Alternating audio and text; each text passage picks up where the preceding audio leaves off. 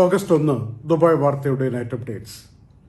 ഇടത്താവള യാത്രക്കാരിൽ ചില ആളുകളെങ്കിലും, അത് ഒറ്റപ്പെട്ട സംഭവമാണെങ്കിൽ പോലും, പല വിധത്തിലുള്ള ചതികൾക്ക് വിധേയമാകുന്നു എന്നറിയാൻ കഴിയുന്നു.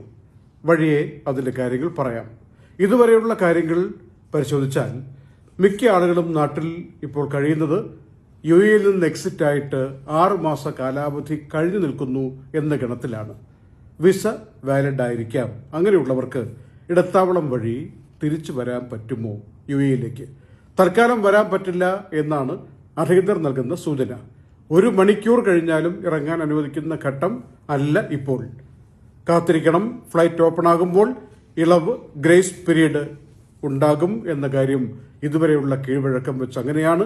അങ്ങോട്ട് പോകാനും ഇങ്ങോട്ട് വരാനും ഗ്രേസ് പീരീഡ് അനുവദിച്ചു കൊടുത്ത രാജ്യമാണ് യുഎഇ എന്ന കാര്യം മറന്നു പോകരുത്. അതാണ് ഞങ്ങളെപ്പോഴും മാനസിക സമ്മർദ്ദത്തിൽപ്പെടാതെ കാത്തിരിക്കണം എന്ന് പറഞ്ഞുകൊണ്ടിരിക്കുന്നത്. ഇപ്പോഴത്തെ സ്ഥിതി അനുസരിച്ച് NCMA എന്ന അതോറിറ്റിയും സിവിൽ ഏവിയേഷന്റെ അതോറിറ്റിയും പറഞ്ഞാൽ മാത്രമേ അന്തിമ തീരുമാനമാവുകയുള്ളൂ. എമിറേറ്റ്സ് പറയുന്നത് ഓഗസ്റ്റ് 7 എന്നാണ്. നാട്ടിൽ നിന്ന് ദുബായിലേക്ക് വരാൻ പറ്റാതെ നിയന്ത്രണങ്ങൾ തുടരുന്ന കാലാവധി. എത്തിഹാദ് പറയുന്നത് ഓഗസ്റ്റ് 7 തന്നെ, പക്ഷേ അതിനപ്പുറവും പോകാൻ പറ്റും എന്ന രൂപത്തിലാണ് ഇന്നലെയും ഇന്നുമായിട്ടുള്ള അറിയിപ്പിൽ പറയുന്നത്. മാത്രമല്ല, മറ്റു പല വിമാന കമ്പനികളുടെയും അറിയിപ്പനുസരിച്ച് ഓഗസ്റ്റ് 7 മുതൽ 12 വരെ ബുക്ക് ചെയ്തിരുന്ന പല ടിക്കറ്റുകളും അവരെയൊക്കെ അറിയിച്ചിട്ടുണ്ട്. ഞങ്ങൾ വിമാനം ക്യാൻസലാക്കിയാണെന്ന് പറഞ്ഞിട്ടുണ്ട്. ഇങ്ങനെയൊക്കെ കേൾക്കുമ്പോൾ മൊത്തത്തിൽ ട്രാവൽ ഇൻഡസ്ട്രി കരുതുന്നു ഈ മാസവും ഈ ഓഗസ്റ്റ് ഇങ്ങനെ കടന്ന് അങ്ങനെ പോകുമോ എന്ന സംശയമുണ്ട്. ഇടത്താവളം വഴി വന്നതിൽ അർമേനിയ വഴി വന്നവർ വളരെയധികം സന്തോഷം പ്രകടിപ്പിച്ചുകൊണ്ട് ഞങ്ങൾക്ക് സന്ദേശങ്ങൾ അയക്കുകയാണ്. മറ്റു പല ദിക്കുകളിലും നിന്ന് ഖത്തറിൽ വന്നിറങ്ങിയവരും അവിടെ താമസിക്കുന്നവരും ഒക്കെ ഓരോ കാര്യങ്ങൾ വിളിച്ചന്വേഷിക്കുകയും കാര്യങ്ങൾ പറയുകയും ഒക്കെ ചെയ്യുന്നുണ്ട്. ഏതായാലും ഖത്തറിൽ പോകുമ്പോൾ ശ്രദ്ധിക്കേണ്ടത് 5000 ഖത്തർ റിയാൽ, അതിന് തുല്യമായിട്ടുള്ള ക്രെഡിറ്റ് കാർഡോ ഡെബിറ്റ് കാർഡോ ഇതിൽ ഏതെങ്കിലും ഒന്നൊക്കെ കറൻസിയോ ഉണ്ടായിരിക്കേണ്ടത് അനിവാര്യമാണ്. എപ്പോഴും ചെക്കിംഗ് ഇല്ല, ചോദിക്കില്ല, എങ്കിലും റാൻഡം ചെക്കിംഗ് ഉണ്ടാവും എന്നത് മനസ്സിൽ കരുതുക. ഗോൾഡൻ വിസക്കാരും സിൽവർ വിസക്കാരും പാർട്ണർ വിസക്കാരും ഇൻവെസ്റ്റർ വിസ, ട്രേഡ് ലൈസൻസിൽ പേരുള്ളവർ, ഡോക്ടർമാർ, ഇങ്ങനെയുള്ള വിഭാഗക്കാർ വന്നിറങ്ങുന്നുണ്ട്. ഇനി ഇൻവെസ്റ്റേഴ്സും പാർട്ട്നേഴ്സും സ്പെഷ്യൽ പെർമിറ്റിൽ വന്നിറങ്ങുമ്പോൾ ഷാർജയിലാണ് വരുന്നതെങ്കിൽ ഇലക്ട്രോണിക് വാച്ച് കയ്യിൽ കെട്ടിക്കൊടുക്കും. 10 ദിവസം ക്വാറന്റൈൻ സമയത്ത് ആ വാച്ച് ഊരി വയ്ക്കാനോ പുറത്തു പോകാനോ പാടില്ല. വീട്ടിലാണ് ക്വാറന്റൈൻ. ദുബായിൽ വരുന്നവർ ഒരു കടലാസ് പൂരിപ്പിച്ച് കൊടുത്താൽ മതി, എങ്ങും പോവില്ല എന്ന് കരുതിയിട്ട് വാച്ചൊന്നും കെട്ടിക്കൊടുക്കുന്നില്ല, വീട്ടിലിരുന്നാൽ മതി. എന്നാൽ ചില യാത്രക്കാർക്കെങ്കിലും ഈ കടലാസ് പോലും ദുബായിൽ നിന്ന് ഉദ്യോഗസ്ഥർ ചോദിച്ചിട്ടില്ല എന്ന അനുഭവമായിട്ട് കടലാസ് കൊടുത്തിട്ടില്ല എന്ന് പറഞ്ഞു വരുന്നവരും ഉണ്ട്. അതും ഒറ്റപ്പെട്ട സംഭവമായിരിക്കാം. മിക്ക ആളുകളോടും ചോദിക്കുന്നുണ്ട്, വാങ്ങുന്നുണ്ട്. ഞങ്ങൾ എങ്ങും പോകില്ല, ഞങ്ങൾ കാരണം രോഗം മറ്റൊരാൾക്ക് പകർത്തില്ല, ഇക്കാര്യങ്ങളെക്കുറിച്ച് ബോധവാനാണ്, അതിന്റെ ശിക്ഷ അറിയാമല്ലെങ്കിൽ എന്നുള്ള കാര്യങ്ങളൊക്കെ എഴുതി കൊടുക്കുന്ന രേഖയാണ് ഒപ്പിട്ട് കൊടുക്കേണ്ടത്. IC അപ്രൂവൽ വേണോ എന്ന കാര്യം ഒരുപാട് പേർ ചോദിക്കുന്നു. 2020 ഓഗസ്റ്റ് 11, ഏതാണ്ട് 1 വർഷം മുമ്പ് IC അപ്രൂവൽ വേണ്ട എന്ന് പറഞ്ഞിട്ട് തീരുമാനം വന്നതാണ്. എങ്കിലും അതിന്റെ കൂട്ടത്തിലൊരു കാര്യം പറഞ്ഞൊന്ന് ഓർമ്മിച്ചിരിക്കണം. നിങ്ങളുടെ വിസയൊക്കെ വാലിഡ് ആണോ, ഇറങ്ങാൻ പറ്റുമോ എന്ന കാര്യം ഒന്ന് ചെക്ക് ചെയ്യണമെന്ന് പറഞ്ഞിട്ടുണ്ട്. വിസ വാലിഡിറ്റി ചെക്ക് ചെയ്യാൻ വേണ്ടി ഉപയോഗിക്കാം uaeentry.ica.gov.ae. അതിൽ പോയിട്ട് നമ്മുടെ പേരും നാളും ഒക്കെ കൊടുത്തു കഴിഞ്ഞാൽ അതിന്റെ റിസൾട്ട് കിട്ടും, വാലിഡ് ആണോ എന്നുള്ള കാര്യം. നേരത്തെ പറഞ്ഞല്ലോ, കുറച്ചു പേരെങ്കിലും കബളിപ്പിക്കപ്പെടുന്നു ഇടത്താവള വഴിയുള്ള യാത്ര വഴി. ശ്രദ്ധിക്കേണ്ട, ഉദാഹരണത്തിന് ഞങ്ങളുടെ മുന്നിൽ കിട്ടിയ അനുഭവം പറയാം. മാൽദ്വീപ്സ് വഴി കുറഞ്ഞ ചെലവിൽ വരാമല്ലോ എന്ന് കരുതി മുംബൈയിൽ നിന്ന് ഡൽഹിയിൽ നിന്നൊക്കെ മാൽദ്വീപ്സിൽ പോയിട്ട് ദുബായിലേക്ക് വരാൻ വേണ്ടി ആളുകൾ കഴിഞ്ഞുകൊണ്ടിരിക്കവേ 14 ദിവസത്തെ ക്വാറന്റൈൻ എന്ന് പറഞ്ഞുകൂടാ, 14 ദിവസത്തെ താമസം കഴിഞ്ഞാലേ ഇങ്ങോട്ട് വരാൻ പറ്റുള്ളൂ. 14 ദിവസം കഴിയുമ്പോൾ സ്വാഭാവികമായിട്ടും വരുന്നതിന് മുമ്പ് PCR ടെസ്റ്റ് എടുക്കാൻ പോകും. അപ്പോൾ ചില ക്ലിനിക്കുകളെങ്കിലും ആസൂത്രിതമായി മുൻകൂട്ടി നിശ്ചയിച്ചതുപോലെ ഇവർ കുറച്ച് ദിവസം കൂടി ഈ ഹോട്ടലിൽ തങ്ങിയാൽ ആ കാശ് കൂടി വസൂലാക്കാൻ പറ്റുമല്ലോ എന്ന് കരുതുന്ന ചില റാക്കറ്റുകൾ ഇടപെട്ടുകൊണ്ട് അവരുടെ റിസൾട്ട് പോസിറ്റീവാക്കി മനഃപൂർവ്വം കാണിക്കുന്നൊരു പ്രവണതയുണ്ട് എന്ന കാര്യം ശ്രദ്ധയിൽപ്പെട്ടിട്ടുണ്ട്. 1-2 കുടുംബങ്ങളിലെ ആളുകൾക്ക് അവർക്ക് കുറച്ച് കാശൊക്കെ കയ്യിലുണ്ട് എന്ന് തോന്നിയത് കൊണ്ടാവണം ചില ആളുകൾ അങ്ങനെ മാൽദ്വീപ്സിൽ വെച്ച് ചെയ്തു എന്നാണ് പറയുന്നത്. നാട്ടിൽ നിന്ന് കയറ്റിയ ഏജന്റുമാരൊന്നും അതിനകത്ത് ഉത്തരവാദിത്വമില്ല, അവർക്കൊന്നും അറിയില്ലായിരുന്നു ഇങ്ങനെയൊക്കെ നടക്കാൻ സാധ്യതയുണ്ടോ. പക്ഷേ ഈ 2 കുടുംബങ്ങളും സംശയത്തിൽ ഒന്നും മറ്റൊരു ക്ലിനിക്കിൽ പോയി PCR എങ്ങനെയെങ്കിലും എടുത്തപ്പോൾ പോസിറ്റീവ് അല്ല നെഗറ്റീവാണ്, കുഴപ്പമില്ല, രണ്ടുപേർക്കും കുഴപ്പമില്ല, യാത്ര ചെയ്യാൻ പറ്റും. അപ്പോൾ ഇതിലെവിടെയോ ഒരു കളിയുണ്ടെന്ന് സ്വാഭാവികമായി സംശയിക്കുന്ന വിധത്തിലായിട്ടുണ്ട്. നാട്ടിൽ നിന്ന് ഇങ്ങനെയൊക്കെ കയറ്റി അയച്ച പല ഏജന്റുമാരും ഇനി ഇങ്ങനെയൊന്നും ആളുകളെ അയക്കുന്നില്ല, ആളുകൾ ഞങ്ങളെ സംശയിക്കുമെന്ന് പറഞ്ഞുകൊണ്ട് ഈ രംഗത്ത് നിന്ന് തന്നെ മാറുകയാണ്. എന്നാൽ 99% ആളുകളും സുരക്ഷിതരായി വരുന്നുണ്ട് എന്ന കാര്യത്തിൽ സംശയമില്ല. അപ്പോൾ അത് പിൻപറ്റുന്നവർക്ക് ഈ കാര്യങ്ങളൊക്കെ അഭിമുഖീകരിക്കേണ്ടി വരും എന്നത് മനസ്സിൽ കരുതിയിട്ട് യാത്ര ചെയ്യണം എന്നതിന് വേണ്ടി പറഞ്ഞതേ ഉള്ളൂ. നമ്മൾ ചില സമയങ്ങളിൽ നിശബ്ദരായാൽ ആളുകൾ പല വിധത്തിൽ നമ്മളെ ദുരുപയോഗം ചെയ്യും എന്നുള്ളതിന്റെ തെളിവാണിത്. ബുദ്ധിമുട്ടുന്ന കാലഘട്ടത്തിൽ വീണ്ടും ബുദ്ധിമുട്ടുണ്ടാക്കുന്ന വിധത്തിൽ പെരുമാറുന്ന ചില ആളുകളെങ്കിലും ചില പ്രദേശങ്ങളിലെങ്കിലും ഉണ്ട് എന്നുള്ളത് മനസ്സിലാക്കാൻ വേണ്ടി ഓർമ്മിപ്പിച്ചതാണ്. ഓഗസ്റ്റ് 1 മുതൽ UAE ഗവൺമെന്റ്, കേന്ദ്ര ഗവൺമെന്റിന്റെ, അതായത് ഫെഡറൽ ഗവൺമെന്റ് ഓഫീസുകളിൽ പ്രവേശിക്കാൻ വാക്സിൻ എടുത്ത രേഖ പോരാ, PCR ടെസ്റ്റ് എടുക്കണം എന്ന് പറഞ്ഞിട്ടുള്ളത് പ്രാബല്യത്തിൽ വന്നിട്ടുണ്ട്. പ്രത്യേകിച്ച് ഈ ബയോമെട്രിക് എടുക്കാനൊക്കെ വേണ്ടി, എമിറേറ്റ്സ് ഐഡിക്ക് വേണ്ടി ഫിംഗർ പ്രിന്റ് കൊടുക്കാൻ വേണ്ടി പോകുന്ന ഓഫീസുകളിലൊക്കെ അങ്ങോട്ട് പ്രവേശിക്കുമ്പോൾ PCR ടെസ്റ്റ് ചോദിക്കാൻ തുടങ്ങിയിട്ടുണ്ട്. ഇന്ന് ദുബായിയുടെ കിരീടാവകാശി ഹിസ് ഹൈനസ് ഷേഖ് ഹംദാൻ പറഞ്ഞിരിക്കുന്ന കാര്യം ലോകം മുഴുവനും ദുബായിയെ നോക്കിക്കൊണ്ട് നിൽക്കുന്ന ആളുകൾ അറിയണം. ബാക്കി യാത്രയുടെയും മറ്റു കാര്യങ്ങളൊക്കെ ഒന്ന് മാറ്റിവെച്ചിട്ട് സ്വസ്ഥമായി ആലോചിച്ചാൽ മനസ്സിലാക്കാൻ സാധ്യതയുള്ള കാര്യമാണ് സോഷ്യൽ മീഡിയയിലൂടെ അദ്ദേഹം പറഞ്ഞിരിക്കുന്നത്. ഒരു ശക്തമായ പുനരുജ്ജീവനത്തിലേക്ക് ദുബായ് വരുന്നു. ആഗോള നിക്ഷേപക കേന്ദ്രമായി ദുബായ് മാറിക്കൊണ്ടിരിക്കുന്നു. അപ്പോൾ ദുബായിൽ പരമ്പരാഗതമായി കഴിയുന്ന ആളുകൾക്ക്, ബിസിനസ്സിന് വേണ്ടി വരുന്നവർക്ക്, ബിസിനസ് ചെയ്തുകൊണ്ടിരിക്കുന്നവർക്ക് ഒക്കെ ദീർഘകാലമായിട്ടുള്ള നല്ല ഭാവിയുണ്ട് എന്ന ആത്മവിശ്വാസം കൊടുക്കുന്നതാണ്. അതിന് കണക്കുണ്ട്, വെറുതെ പറയുന്നതല്ല.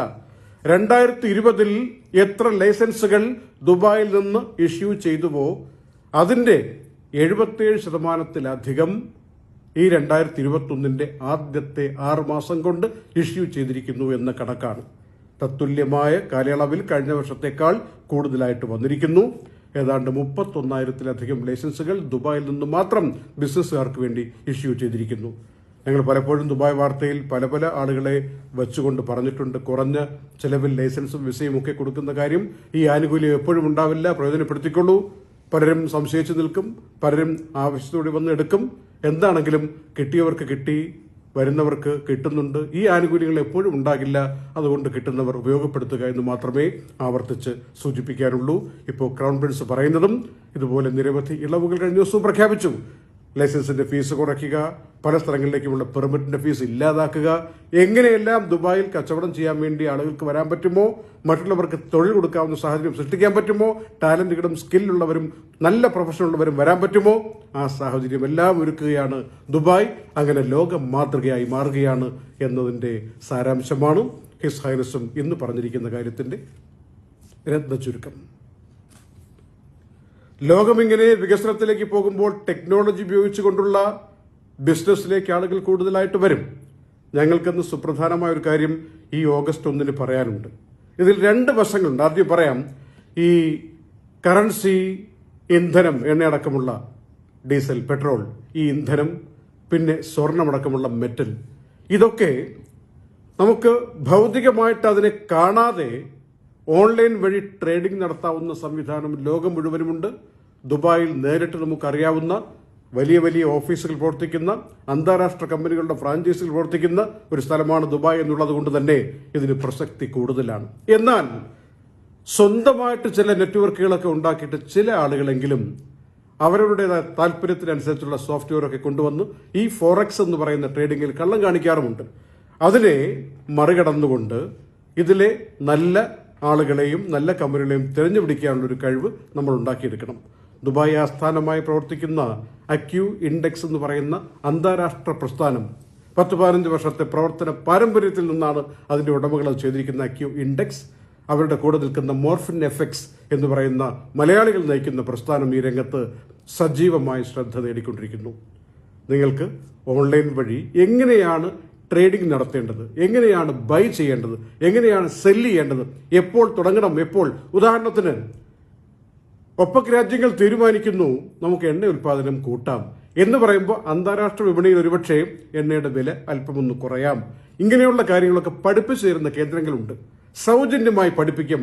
അതിനുവേണ്ടിയാണ് മോർഫിൻ എഫക്സ് എന്ന് പറയുന്ന പ്രസ്ഥാനം അക്യൂ ഇൻഡെക്സ് എന്ന് പറയുന്ന ആഗോള പ്രസ്ഥാനവുമായി ചേർന്ന്, ഒരു മലയാളി പ്രസ്ഥാനം ഇന്റർനാഷണൽ പ്രസ്ഥാനവുമായി ചേർന്നിട്ട് നമ്മളെ സൗജന്യമായിട്ട് ഈ പരിപാടി പഠിപ്പിച്ചിരുന്ന ഒരു കളരി ആരംഭിച്ചിരിക്കുന്നത്. ഒരു വാട്സപ്പ് നമ്പർ തരാം. താല്പര്യമുള്ളവർക്ക് വീട്ടിലിരുന്ന് ട്രേഡിംഗ് പഠിക്കാൻ വേണ്ടിയുള്ള, ഫ്രീ ആയി പഠിക്കാൻ വേണ്ടിയുള്ള അവസരമാണ്. 052-948-8434 052-948-8434. ഞങ്ങൾക്ക് ഈ വിദ്യ പഠിക്കാൻ താല്പര്യമുണ്ട്. നാളെ ഒരു വരുമാനം സ്ഥിരമായി ഉണ്ടാക്കുന്ന ഒരു തൊഴിലാണ്, ഒരു ബിസിനസ്സാണ്.